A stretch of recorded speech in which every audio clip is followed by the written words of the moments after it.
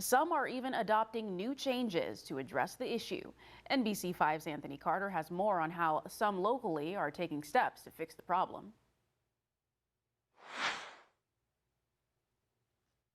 As the state slowly emerges out of the pandemic and back to normal, many organizations continue to reel from losing staff.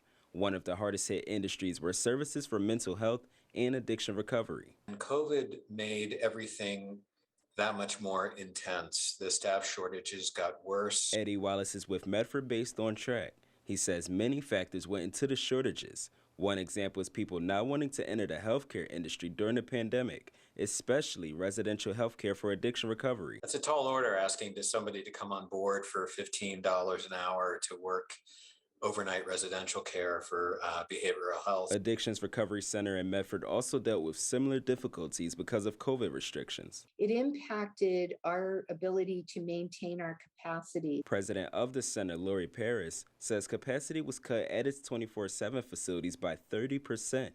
Paris then saw a new trend, more experts starting their own services. Private practice allows them to make their own hours, their own schedule, and there are far less documentation requirements. The center is now beefing up staff back to pre-pandemic levels with a little bit more than 100 employees. But Paris says student loans is one of the factors that leads aspiring specialists into private practices, a long-term issue that she says needs to be addressed. People need to not come out of school with a mountain of debt that they can't repay. The Oregon Health Authority and other organizations are beginning to shift more funding and resources into recovery facilities. Part of the housing package passed in this legislative session included nearly $200 million to strengthen homeless services.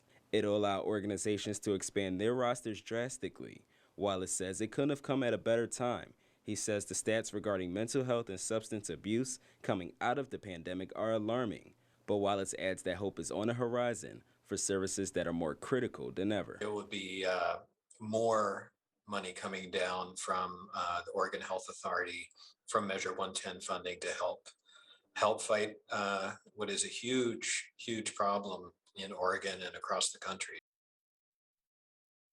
Anthony Carter reporting. On Track got federal grant money to start its own training program. Officials say it will be a huge help to its staffing situation.